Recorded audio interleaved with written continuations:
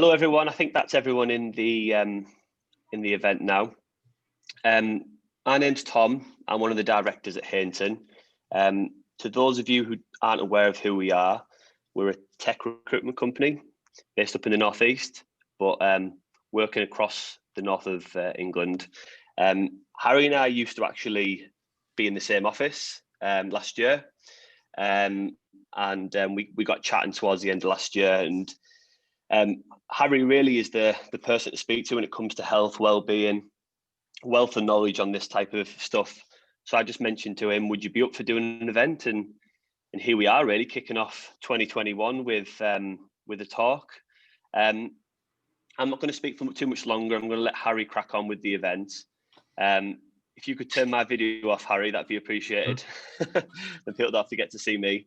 And then if you could also make me the host again, what I'll do is I'll make sure that I sort everything out. Perfect. Over to you, Harry. Lovely. Oh, just get rid of that a sec. All right, hello everyone. I'm obviously Harry Rowbotham, and I'm the director of Productive Plus, a health and wellbeing company based in the northeast. And I'll just flick through. So this is a little bit about me first. So I'm the chief of the Productive Plus group and a wellbeing strategist for Productive Plus Limited. On the picture there, you can see myself, that's my partner Ellie, and then that's our baby Gus. He's actually the technical sales manager for Productive Plus. So anything that goes wrong, I just bring him on, and it all goes down pretty well. So yeah, and I started out in life as a car inspector, and I realised I hated it. So I became a personal trainer, and I started helping hundreds of clients over the years achieve like results after injuries and like poor lifestyle choices that were influenced by the workplace. So obviously I was, trying to help people who'd had like bad backs caused by like bad ergonomic equipment, and they had mental health problems because they weren't feeling great at work. They weren't being treated very well. And I thought there's a market here, and I've got to go after it and help people a bit more. I can attack the root cause of this problem. So I started Productive Plus, and now I lead a supply chain of health experts across the region, which includes like physiotherapists, mental health providers, counsellors, leadership trainers, and much more. So obviously this is the company, Productive Plus Limited. We design and deliver health and wellbeing strategies for companies across the UK using a supply chain of health experts. You can click that link there, you can check out the website and stuff like that. But obviously I've built this company into something that's like a one-stop shop for organisations' needs, from one-man bands to have a company with 1,500 plus employees. And it allows a company to sort of like get health and wellbeing support without having to go to like 6 or 7 different providers, because as we know, health and wellbeing, it's an absolutely massive subject. It includes everything across the board, from financial wellbeing to physical health, mental health, and it goes so much further and deeper into those different pillars that we call of health and wellbeing. So it's easier to get one person to do it all, and then we have access to the entire supply chain that you need.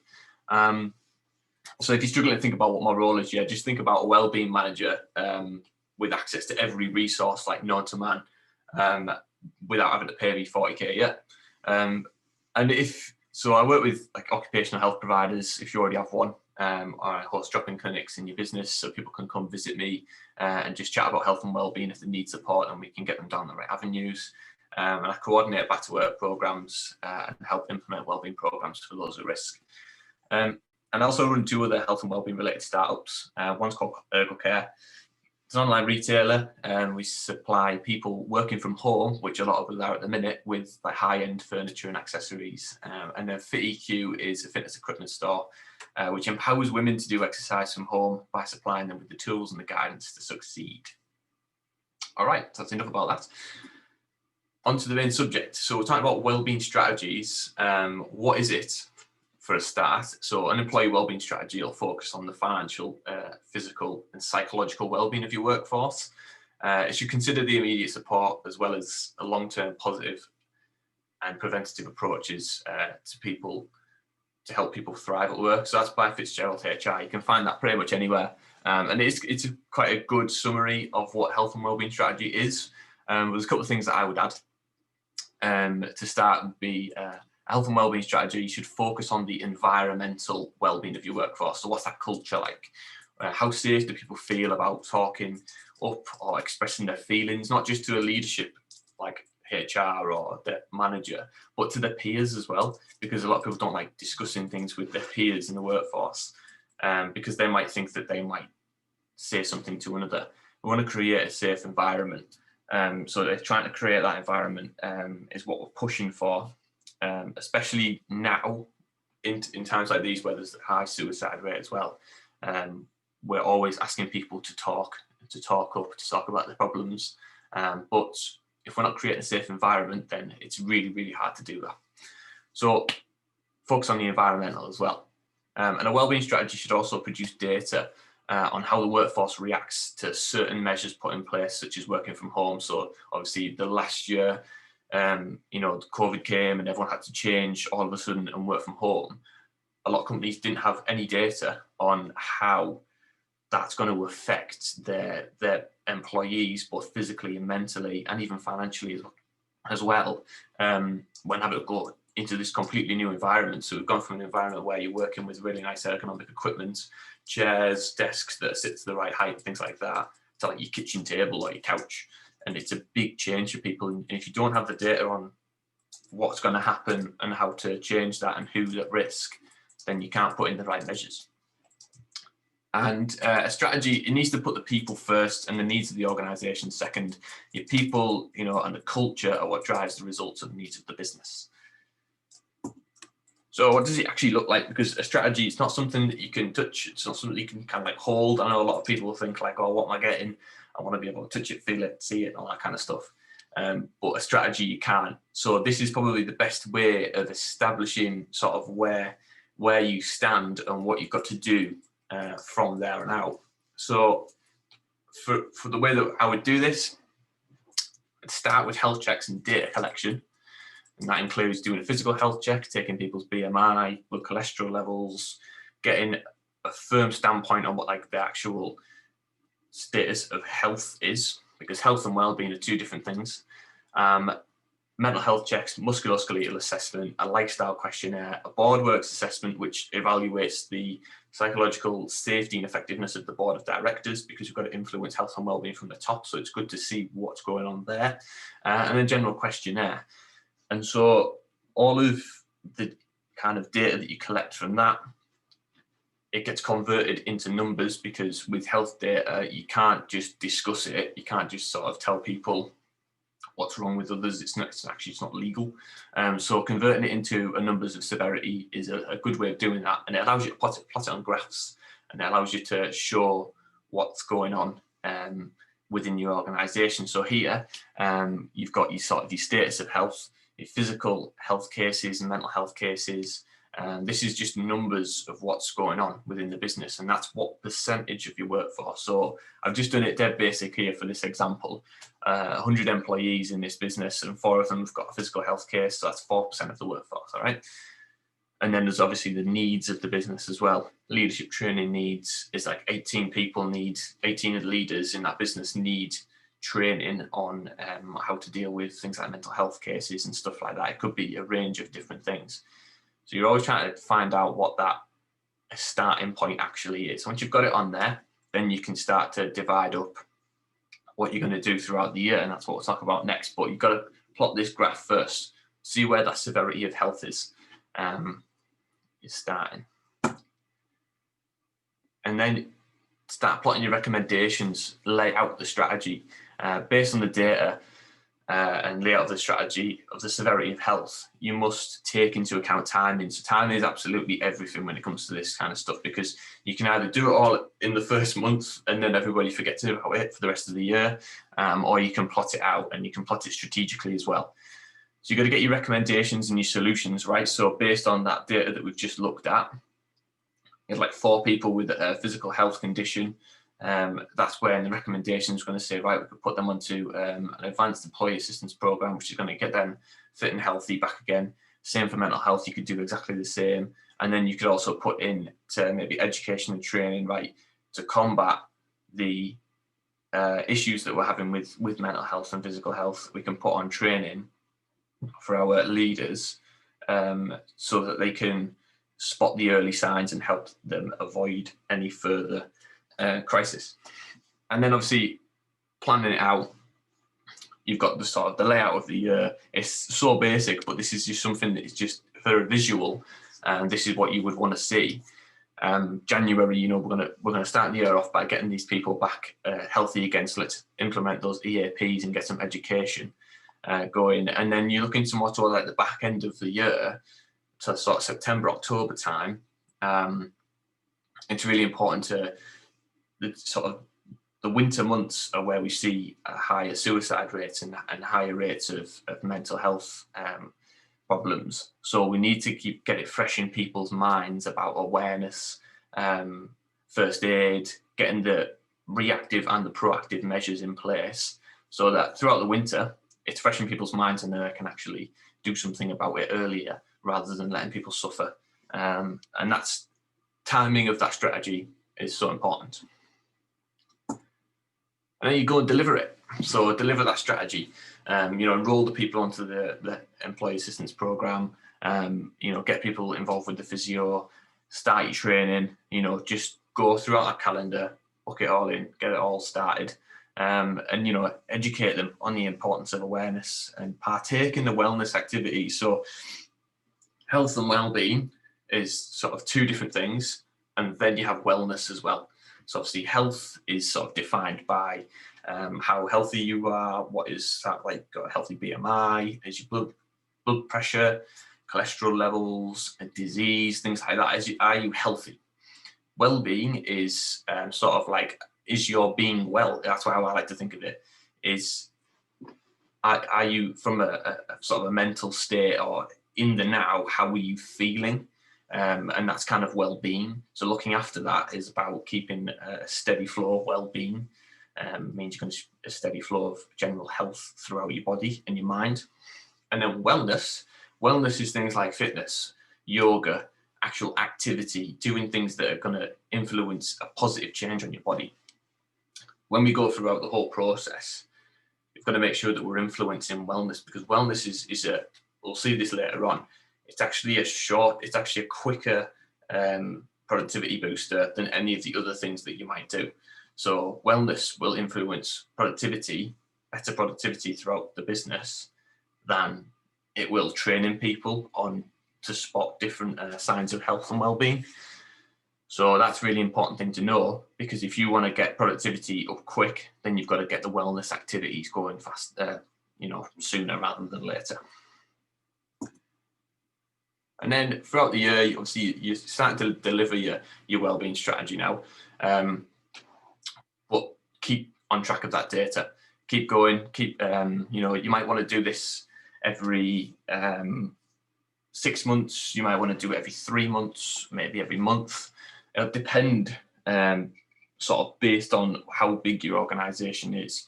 If you've got an internal occupational health provider, then you probably could do it a little bit more frequently, keep them busy, if they're not already busy enough. And if you've got sort of an outside provider who's maybe charging you for health checks and stuff like that, then maybe do it every 6 months or every year. But keeping track of the data is the most important thing, because if you have had a sudden rise in severity again, you're thinking, why has that happened? It's easier to spot when you track back throughout what you've done throughout that strategy, whether you've done something right or you've done something wrong. And then also, if you've done something right, we'll show you in a minute how it returns the investment. So yeah, it can be done quarterly or yearly or monthly. So this is for most people within an organization, this is, but for business owners, they want to see that return on the investment. So I've spent all this, spent maybe 10 grand on getting the full strategy together. What's it actually done? What have I made? That's what they want to see. It doesn't sound great because we want to do it for the good of the people, but at the end of the day, it's a business and it's got to run like one. So when the severity of health decreases, the productivity increases as a result. plus the other natural factors, which I'll go through in the next slide, such as like absence rates and retention of talent. So calculating your return on investment, it's dead simple. You just obviously invest in the service, report the stats and the bottom line at the beginning, and then correlate them against the end of the service implementation. So if we say you've implemented, take this example down here, because some services, they show a longer return on investment than others. They take a little bit longer to accumulate the return. And that's down to how long it takes that person to recover. So the longer term would be a support group program for mental health. Someone's got a really bad mental health condition and they need support, so they enroll onto an advanced employee assistance program where they're going to get counselling and health and lifestyle support. And that's like a fast track. That's implemented over about 3 to 4 months. So you're not going to see a productivity boost and a return on investment on like day 2. It's going to come more when they are recovered, and there you'd probably gauge a second line here, because you've got severity of health and productivity. You probably give risk of long-term absence as well. So you'd want to see that risk of long-term absence decrease alongside the severity of health, and then in turn productivity will cross over later on and then go up, because they're now fitter, healthier mentally, they're feeling better about work, so they can actually be more productive at work now. And like I said earlier, if you want a quicker productivity booster, then wellness classes are one of the ways to do that, because if you do a wellness class on the morning, you engage the mind, you switch on and improve the blood flow in the brain, which improves the connection between the neurological transmitters in the brain, which influence decisions and how we do things in connection to our body. That influences productivity pretty much on set. So it's sort of like do a class on the morning, and then the rest of the day you're going to be more productive than what you probably were yesterday. So that's a quicker productivity booster. So combining the two is what's going to give you a really well-rounded wellbeing strategy. So you have obviously, I've just discussed their wellness classes, but you've got access to a massive range of different measures and services that you can actually access. Obviously, a lot of them cost, and a lot of them you can split costs, and a lot of them you can use insurance policies for, such as cash plans.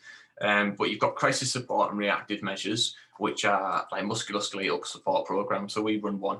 I call it an advanced employee assistance program, because a general employee assistance program is a phone line service, whereas this is actually, it's coaching.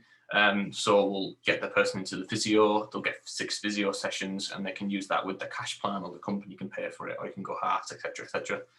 And then they will, throughout their musculoskeletal support through the physio, we work with them to implement a better exercise program. We give them equipment, and then every week we call them up and make sure that they're on track, because a lot of people go to a physio and then get given exercises and they never do it, and that's one of the most common things. So we want to make sure that they're constantly on track with the program that they've been given, because that's their rehabilitation. That's how they're going to be healthier for longer. So that's a reactive measure, so they're reacting to the situation that's happened, which is like a bad back or something like that. Same with the mental health, and then health and lifestyle coaching. That one crops up throughout the whole, throughout proactive measures as well, I think. Yeah, and then mental health first aid. You might think that that's a proactive measure, but it's a measure that reacts to a situation. You don't need to use your mental health first aid qualification unless someone requires you to. So it's a crisis support, it's a reactive measure. And then health insurance, you don't need it until it's needed. So therefore it's also a proactive measure, because you're putting it in place early on. And then proactive measures, health and lifestyle coaching. Again, if you want to become a better individual, then you get health and lifestyle coaching, such as a personal trainer or a life coach, or the two put together, which is what we do. That's where you can excel as an individual. So that is being proactive about your health. It's also a crisis support or a reactive measure, because if you are already suffering from bad health, then you will need it. Mental health champions, obviously they're not as qualified as first aiders, so you're going to need if you've got mental health champions, then it's people who are just championing the mental health. They're just supporting the awareness of it throughout the workplace. And in awareness courses, that's a proactive measure. Same for workshops for stress and anxiety reduction. And then BoardWorks assessment program, I've discussed this one briefly. That is a proactive measure, because if you are trying to find out the sort of the psychological safety and effectiveness of your board of directors, so then you can do something about it. You wouldn't use it as a reactive tool. And the same for the Teamworks program, that works with the teams throughout the business, and it's the same type of program. And then obviously leadership development training, and then health checks, getting in there early. You wouldn't health check someone when they've come to you with a problem, because you already know what the problem is. Performance programs, getting people to be more fitter individuals and more mentally kind of on it. And then like health insurance, like I said earlier on, it is a proactive measure as well as a reactive measure. Drop-in clinics, complementary content, and then obviously you could use that over care and 30Q, and then platforms and apps. And then wellness, employee performance programs, still to do with wellness, they're just on an individual basis. Wellness classes, like I said, yoga, Pilates, mindfulness, things like that. And then complementary content, guides to better health, nutrition, exercise plan, getting the work-life balance, getting that right. And then online platforms and apps, that's looking after the wellness of the people within the business. So they're like 3 different sort of measures that you could put in place there. So it's massive, that it's vast what you can actually do for people. So what effects does the strategy have? So strategy which has used the relevant data to collect from employees on their health and well-being and view of the company, and has been implemented in the right way, but also gives those who are struggling a chance to get back into work through the relevant interventions, and one that progresses the leaders of the business through the relevant training to the needs of the people, and one that makes everyone aware of the symptoms and causes of mental health. That's like if you put in a really well-rounded health and wellbeing strategy, this is what you're going to get back out of it. So this is the effect it'll have on your organisation. So productivity will increase due to better health, and if you're implementing wellness, then you're going to get the quicker releases of productivity throughout your teams. Absence rate will decrease due to better health, which is what we're trying to avoid here, because absence rates can cost us massively. Presenteeism and absenteeism will decrease due to better wellbeing and productivity. So that's like, just before it becomes an absence rate, it's a smaller top case, and decreasing that. That's one of the biggest issues within workplaces. So decreasing that risk of people being sort of turning up and not doing anything, or not turning up at all, then that's what we need to try and decrease the most. And that can be done through getting a better culture. So culture will get stronger, which leads to better work ethic, and your revenue can increase due to a huge range of factors can increase revenue, and bottom line, can decrease the risk of unexpected financial implications. So an example that I would give of this is, if you've got a really important team member who every day they're making the company money, and they're getting new contracts in, it could be like a salesperson, but they've also been battling with like a mental health problem, and all of a sudden they have to go off on the sick. Not only are you losing that employee, but you're losing their performance as well. So you're losing any future contracts that they could be bringing in, and that then becomes an unexpected financial implication. And then talent retention and attraction. So a lot of people now, they move to companies not just for the money, but because they've got a better health care, and they look after their staff, and they've got better well-being offering. So by having a really good, well-rounded well-being strategy, you can retain better and attract better talent. And that saves you time and money, not having to search for new employees as well, train them and then make up for the lost time. And it's kind of like a vicious cycle. And then voluntary performance, when they feel valued, they'll respect you and they'll work harder for you. And that's just a given. If people like you, then they'll work hard for you. So from a graph point of view, is what you're looking at. When we're looking at data reports, as you continue, always continue to document your data throughout your wellbeing strategy. Where's your severity of health at? Where's your income at? Where's the investment at? Is a decline in the rate of severity in health and wellbeing, and then a flat line of smaller spikes throughout the year or throughout the later years even, is known as optimum performance. So when we then look at the income of the company sort of 1 to 2 years later versus the severity of health, and the income is larger before the minus of the investment. So you've got severity of health up the top, as well as amount invested, because you're investing in the services to actually bring that severity of health down, so that's as high as, and then you've got your company income wherever, it doesn't matter whether it's a low income or a high income, that you just need to document the starting point. And then obviously through accounts, you'll document every month anyway. As your severity of health decreases, so you've implemented all the right programs throughout them 12 months and you've got it down massively, you're no longer having to invest as much money into the program, because obviously there aren't as many problems. And then throughout the next maybe 2 years, you might get the odd spike, and that's absolutely normal because accidents happen and people have a lot of their own issues going on. So that can spike different problems for the next couple of years. But you should always reinvest back into them. Let them know that you care, let them know you're there for them, and then it'll bring it back down again. So you look at what that severity of health is now costing you, and the company income, it could have gone up throughout the next couple of years, a real good progression.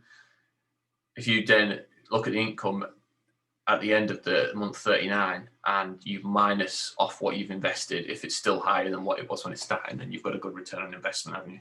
You've got a positive return on investment, you've made money, and then throughout the future years, then you can continue to rise, which is good. And you won't have to invest as much as well.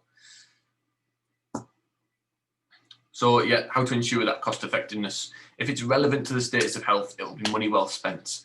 The right wellbeing strategy is a combination of proper planning, getting all that data right, accurate delivery, delivering relevant interventions, training and recommendations, and then positive reinforcement of that strategy. So after year one, when you've really smashed out all of the support programs and you've got all of the training and everyone's up to date, keeping it going after that year is not going to take as much investment, which is good, but you've got to keep the water wheel flowing. You know, you've got it, once you give it a tap every now and again, it'll keep going round and round and round. That's just a positive reinforcement of your health and wellbeing strategy. So that might just mean putting a couple of little wellbeing events on throughout the year. It's not like you're doing any less, you're just keeping on top of your status of health. And if you get a couple of spikes, then reinvest short term and then bring it back down.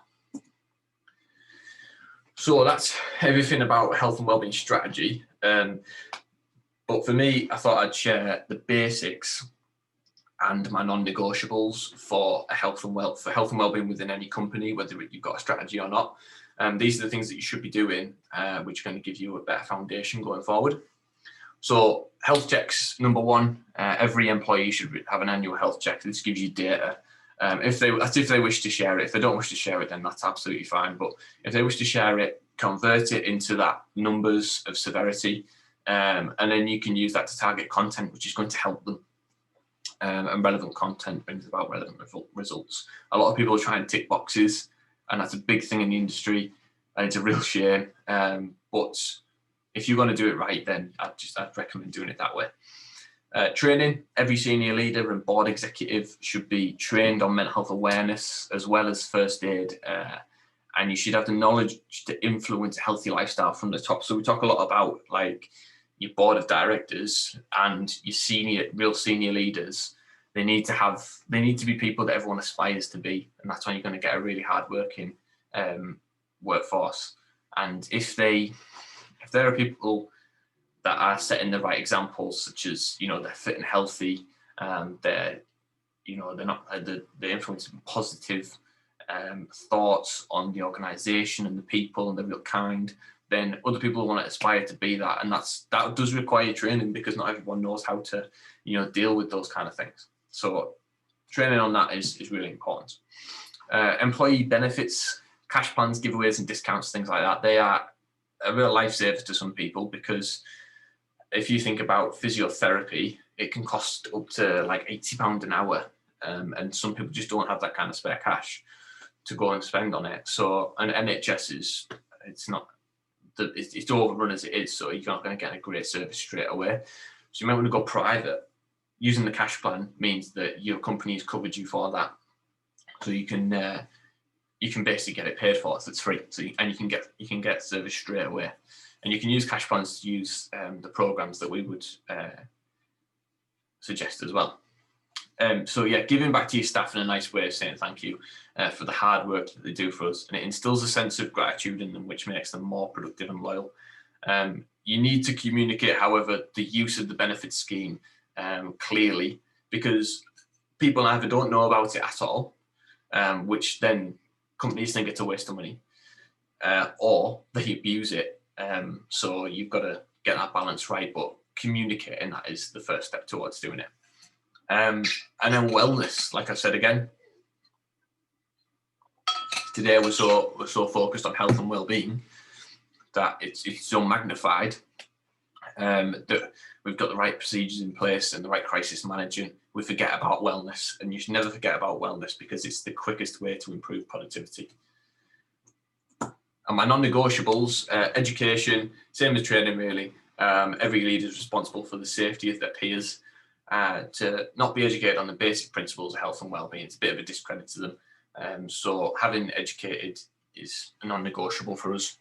And then wellbeing one-to-ones, I've seen this in a few organisations, and it works really well within small teams, but it can be rolled out throughout a huge organisation. It's just the logistics of it seem a little bit harder to grasp, but they're not really.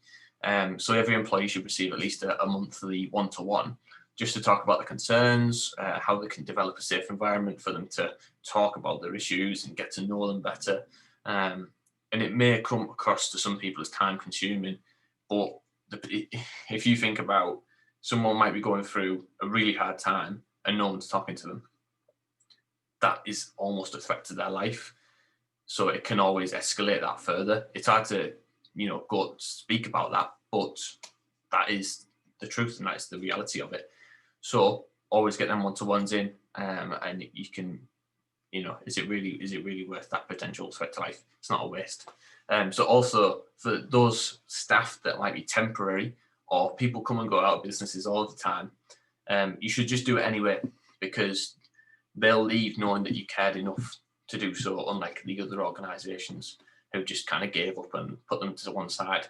And you might also gain knowledge about the other things going on in the workplace that from the temporary staff, which full-timers aren't telling you. So you can gain a bit of insight as well. And then this is probably the biggest one, expressing gratitude. Just when an employee feels valued, their productivity is likely to increase, and as well as their loyalty to the company. And it's a basic health and wellbeing protocol. You can do it for free. It's just literally let someone know that you care, and that they're valued to you. What can you do for free? So everyone's always searching for one of these, because a lot of us don't have the money to invest into, a big wellbeing strategy, and you might not necessarily have as many problems. You might have quite a healthy organisation. So the things that you can do for free: show compassion, let people know that you care. That doesn't cost you anything. Wellbeing one-to-ones, schedule that time to people and talk to them. It doesn't have to be work-related. Host events and give appreciation and recognition. I've seen a couple of companies before where they don't do internal awards for real political type reasons, but to be honest, if you just show it, it's just another way of showing people that they're valued to the organisation. So whichever way you can work around that, do it. Wellness challenges: do not incentivize weight loss, by the way, or anything that could cause or trigger an eating disorder.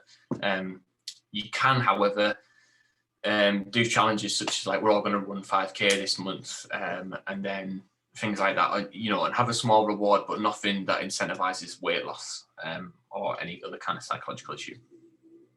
Creating a psychologically safe place to work through drop-in clinics.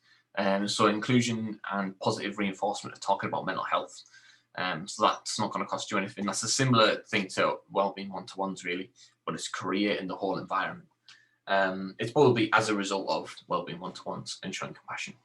And then learn the basics of wellness. So we've all got someone in our organisation who is, they're into their fitness or they're into their mindfulness. Use them for a bit of knowledge, and then produce a basic guide, put some heads together, and then put it on the intranet and communicate it, really, really communicate it to everyone.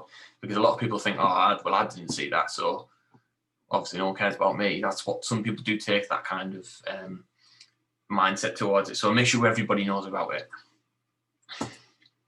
And that's it. That's my presentation on health and wellbeing strategy. So if you've got any questions, fire them my way, I think. Tom. Thanks for that, Harry. It's Tom here. Just in case anyone does have a question, you'll have to unmute them, I believe. So to anyone listening, if you do have a question, you can either type your question if you don't want to speak up, and there is a feature to raise your hand as well. So if you raise your hand, then Harry can unmute you, and you hopefully you can ask him a question. Thanks, Tom. I'm just going to see if I can get that up. And then I wonder if I can get.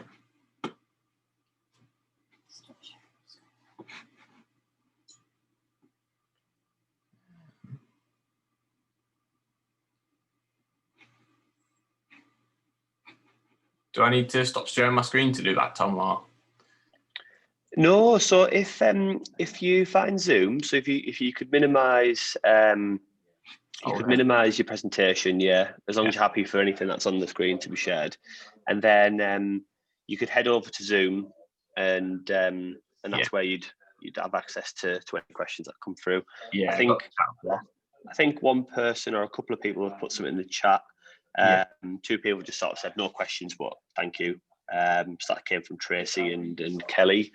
So obviously we could just give people a bit more time to ask questions if they like. Yeah, go for it.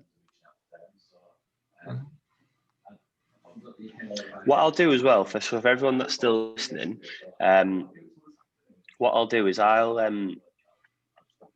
share everything after this. So I'll speak to Harry afterwards, and what we'll do is we'll make sure that we share the presentation so you can read it back. If obviously Harry's happy to share the slides as well, then I'll circulate those. And Harry and I were actually speaking before the presentation about doing a follow-up to this event as well. So it seems like it went down really well. So it looks like there's certainly a demand for a follow-up, Harry. So let's get something booked in. Sounds good. I've just got a question from Richard. Perfect. I'll answer that one real quick. So do you get any objections from employees about surveying them initially or regularly about health checking them? So if you do, there's not a lot you can actually do about it. You can maybe just gather thoughts or gather as much as you can about their kind of thoughts and feelings about it. Some people aren't really jumping at the bit to share like their health data with you, and that's okay. It's completely their right to do so. But if you can, maybe tempting to ask them some questions. Do you exercise? Do you, have a little bit of a questionnaire with them? That's one of the ways that you can probably do it. You don't necessarily have to get like the equipment out and start like testing on them or anything. That's, it's completely their right to reject that. In terms of, if you say it's for data collection and that if you explain to them that it's not actually their health data that you're going to be sharing, they might come around a little bit. They can actually use it. You can just say to them, obviously, we don't use the direct health data. We use a numbers scheme for severity of health, and it's not directly related to them, so it won't be shared. Then they might obviously come around a little bit. But yeah, if they say no, then you just have to accept it, unfortunately. But you can make kind of like judgments based on past data from like absence rates of that individual and things like that. You could probably base a wellbeing strategy upon, has this person had a lot of absence within the last so long, and why, and you can use that as well to influence a few decisions in the long run.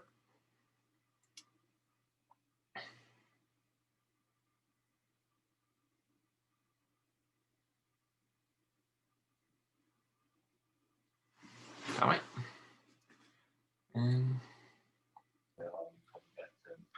That could be it, Harry. I don't think anything else has come through. If anyone feels that they have a question and maybe they didn't think of the question at the time, then you can catch me on LinkedIn. You can get Harry on LinkedIn. I'll send out a link for his profile. Or feel free to ask us in your own time, and we'll get that answered for you. And thank you for doing the talk, Harry. It's much appreciated. I know I don't get to see you as much now because we're in different offices, but I look forward to getting a follow-up event set up. I think there's definitely the demand for it. Yeah. Fantastic. Well, this has been recorded, so I'll get this uploaded to YouTube for everyone so they can watch it back if there needs be, or share it with colleagues. And yeah, I'll see you all next time we have an event. Lovely. Thanks.